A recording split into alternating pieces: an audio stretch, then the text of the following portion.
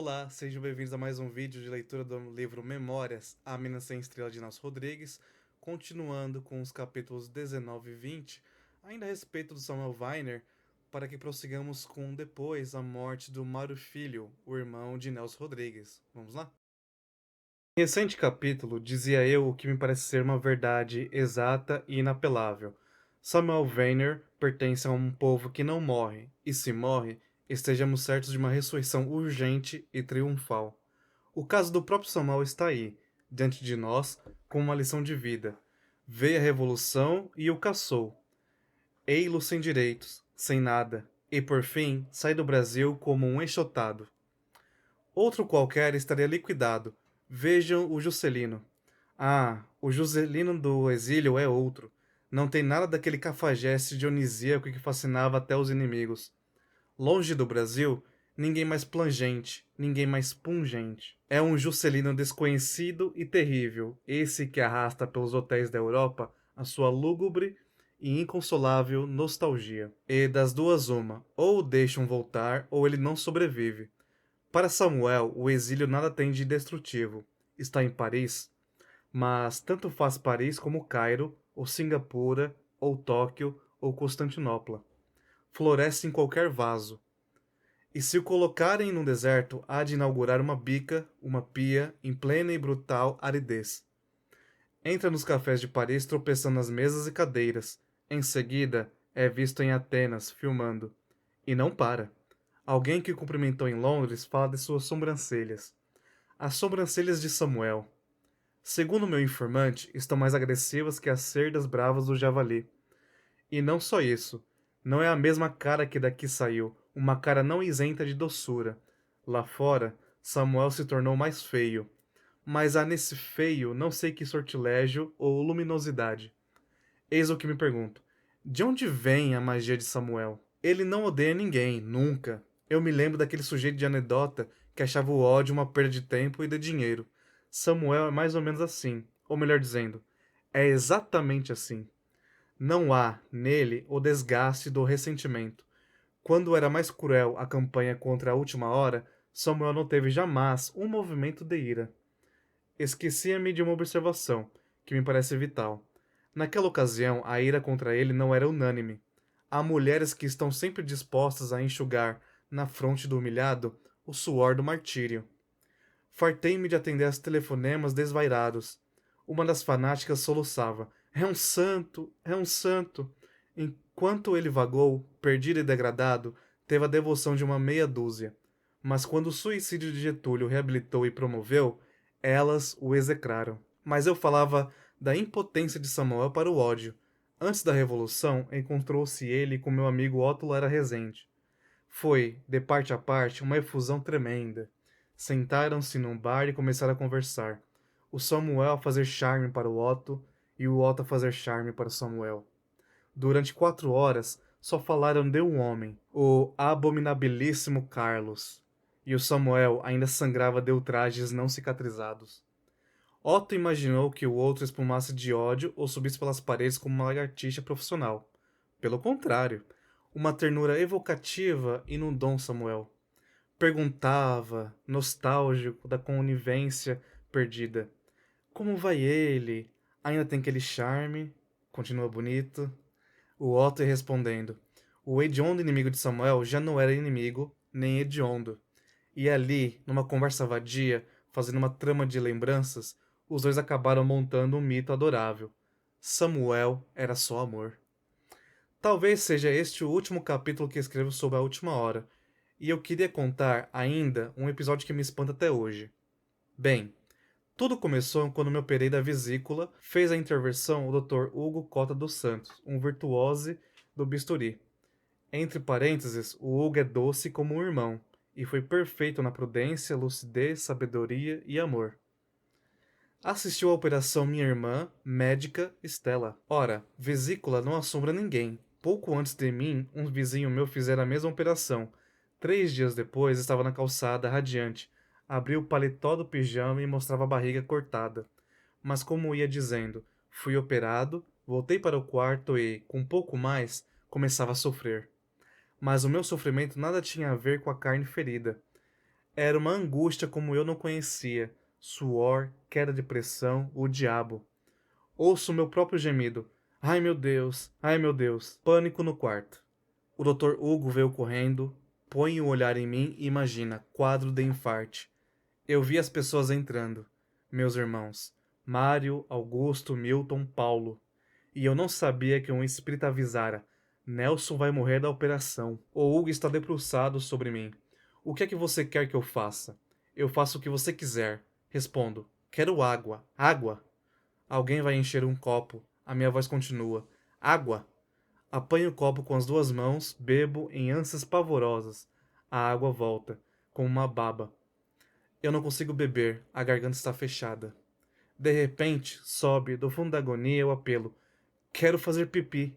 Mais uns 10 minutos e começa a melhorar. Não era infarte. Eu não queria dormir, com medo de passar de um sono a outro sono mais profundo. Uma voz me dizia: Precisa dormir. Dorme, dorme. Finalmente adormeci como quem morre. 2 dias depois, vou para casa. E passei 3 meses com 40 graus de febre. Na primeira noite da minha volta, acordei com a assistência na porta. Tiveram um acesso de tosse tão espantoso que rebentaram os pontos. O meu sangue vivo ensopava o lençol. As transfusões iam começar. Mas eis o que me pergunto até hoje. Por que a febre? Ela se irradiava das profundezas e parecia iluminar os cabelos. Não sei quantos médicos me examinaram. Genésio Pitanga viu o problema pulmonar. Dauro Mendes, o estado geral. Orlando Vaz, o bom Orlando Vaz. E o Hugo Cota não saía do meu quarto. Nenhum médico, nenhum achou uma causa física para a febre que estava me matando. Amanhã vou contar como reagiu Samuel no caso da minha doença. Por hoje, desejo apenas dizer que ninguém me visitou. Estava morrendo e ninguém me visitava. Eu pensava, ninguém gosta de mim, eu não tenho amigos. E uma obsessão não me largava. Eles me acham um canalha. Até que, de repente, apareceu alguém para me ver. Pinheiro Júnior, da última hora. Chegou com um fotógrafo e vinha me visitar. Eu estava com 39,9 de febre. E me sentia tão perdido que, naquele momento, teria beijado a mão de qualquer vista. Entrevista? Pois não, pois não. E queria que o Pinheiro ficasse muito tempo ao meu lado, comigo, meu Deus. Se eu tivesse de morrer, queria que muitos, que todos viessem. Arquejei. Como é, Pinheiro? Tudo azul? E sorria para o companheiro. Ele faz perguntas que vou respondendo. Pinheiro curva-se para mim. Nelson, escuta. Se você tivesse de morrer, quais seriam as suas últimas palavras? Suspense. Começo. Minhas últimas palavras? E Pinheiro. Vamos fazer de conta. Suas últimas palavras. Digo, põe aí. Mas publica mesmo, viu? Ele jurou que publicava. Então direi: Que boa besta é o Carlos Marx. Disse eu que, durante os 3 meses de febre, febre e dispneia pré-agônica, não recebi uma única e escassa visita. Mas já retifico. Realmente, durante 90 noites e 90 dias, tive 3 visitas, não mais. 3 visitas. Sim, 3 amigos bateram à minha porta. Um foi um ex-contínuo, hoje sargento da aeronáutica, outro Pascoal Carlos, e o terceiro. O Pinheiro Júnior lá esteve profissionalmente. Não via em mim o amigo, o companheiro, o moribundo. Eu era o assunto, a fotografia, a chamada na primeira página. Mas e o terceiro? Existiu mesmo o terceiro? Já quero crer que os 3 eram 2. Bem me lembro da tarde em que Pascoal apareceu, num chapa branca lindo. Ele trabalhava com Juscelino e tinha automóvel oficial com chofer, libré, o diabo. Vira a reportagem sobre mim na última hora. Eu aparecera na primeira página de barriga aberta. Eram várias fotografias e todas de um mau gosto cruel, abominável. Alguém veio me dizer que tinha um ministro lá fora. Era o Pascoal, o ministro. E quando ouvi, me veio um sentimento de gratidão selvagem. Para mim, que estava no fundo de uma cama, um simples bom dia era um bem lancinante. Pascoal passou comigo 1 hora ou 2, sei lá. E quando saiu, fiquei tecendo as fantasias mais lúgubres. Eis o que me passava pela cabeça. Talvez o Pascoal não me veja nunca mais. E se eu morrer, pelo amor de Deus, não me enterre em gaveta. Tudo menos gaveta. Também não queria um túmulo lá em cima do morro. No alto, não. Quem iria subir tamanha escadaria para levar flores? Mas deixemos Pascoal e o São João Batista. Não sei se o ex-contínuo me visitou antes de Pascoal ou depois. Eu não o via havia séculos. Ele trabalhara comigo em Ponce e Irmão, na altura de 1933. Os Ponces representavam a RKO Rádio e eu fazia ali o noticiário dos filmes. E lá o meu visitante era contínuo. Vira também o meu retrato de barriga aberta. Vejam como valorizo e dramatizo as duas visitas. Naquele momento, elas significaram muito para mim, e eu diria mesmo, significaram tudo. Quando ouço falar mal de Pascoal Carlos Magno, imagino, foi me visitar. E isso, que parece pouco, é tanto, tanto. Quanto ao ex-contínuo, agora me lembro do seu nome. É Ademar. Isso mesmo, Ademar. Onde quer que esteja, Deus o abençoe, a ele e ao Pascoal. E de repente a minha rua começou a sussurrar: é câncer, é câncer. Digo minha rua porque não tenho como individualizar. Eram tantos os implicados no mexerico. E não pense que minha rua era pior do que as outras. Já contei o que aconteceu na minha infância. Não sei se a rua Dona Zulmira, ou Luísa, ou Maria, era vizinha de Rua Alegre, induziu uma senhora ao suicídio. Notem bem, a rua matou uma pobre adúltera. E talvez nem fosse adúltera. O certo é que a rua amou o meu câncer. A assistência parava lá de vez em quando. Com as janelas escancaradas, eu me submetia a transfusões sucessivas e certa vez sofri de uma punção horrenda. Eu me lembro de tudo. Sentei-me, seminu, de costas para o médico. E então, ao lado do clínico Dauro Mendes, o Hugo Cota dos Santos enfiou-me, entre duas costelas, uma agulha enorme.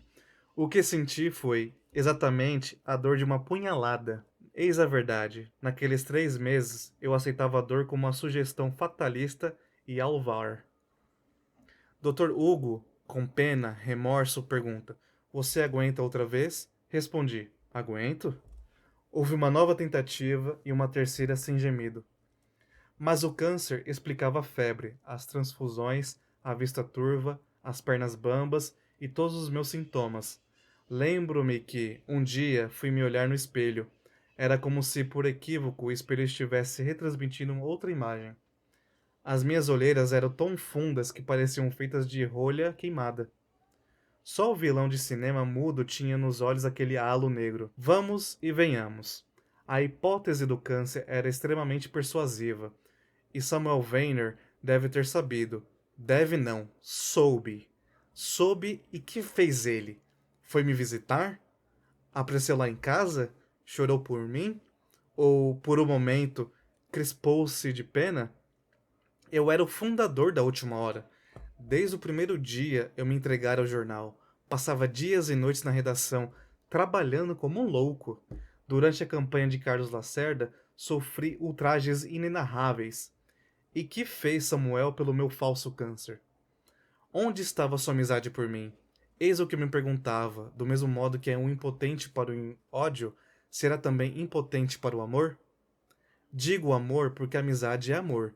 Muito anos depois, quando morreu meu irmão Mário Filho, dizia-me no caminho do cemitério Carlos Heitor Coni: tive amor por Mário. E Samuel não saberia amar o companheiro que agoniza, que morre? Não foi me visitar nunca. Não me deu um telefonema perguntando: já morreste? Não me ofereceu um níquel, um vale, nada. E quando soube do câncer, reagiu assim, mandando descontar as minhas férias e já se preparava para suspender o salário. Ai, clássica, clássica. Com o suposto câncer, eu já não seria profissionalmente válido. Portanto, rua, rua. Disse ele, certa vez, se não me engano, a Edmar Morel, ou Morel, talvez, que não podia se amarrar às suas eventuais gratidões. Pode parecer que ao contar o episódio eu esteja chamando de pulha, mas não é bem assim, nem as coisas têm esta simplicidade estúpida. Não. Ele agiu assim comigo, não teve por mim esse mínimo de compaixão que se tem por um cachorro atropelado. mas foi, em outros casos, de uma bondade perfeita, irretocável. Seria mentira apresentá-lo como um canalha integral. Por exemplo, o que Samuel fez por sua primeira mulher, Bluma Weiner, estavam separados. Não restara nenhum vínculo do matrimônio falhado, e nós sabemos que, normalmente, o homem e a mulher são dois ressentidos contra o ex-amor. Um dia Bluma cai doente, câncer. Eu não fui testemunha de nada, mas o que me dizem é que ninguém foi mais doce, mais solidário, mais compassivo e de mais funda e infeliz ternura. Eu me lembro de Samuel no dia em que Bluma morreu. Apareceu na redação.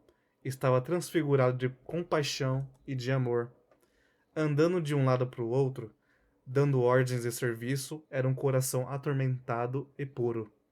E houve um momento em que me pareceu pálido e varado de luz, como um santo. Então, aqui se encerram os artigos a respeito da Última Hora, Samuel Weiner, Carlos Lacerda e Nelson Rodrigues, tá bom? Mais uma vez, espero que vocês entendam que quando o Nelson Rodrigues, ainda que fale mal da pessoa, ele ainda assim vai tentar ver nessa pessoa um ser humano. E creio que esse é o ponto alto de todo esse livro Memórias, A Menina Sem Estrela. Espero que tenham gostado e até o próximo vídeo.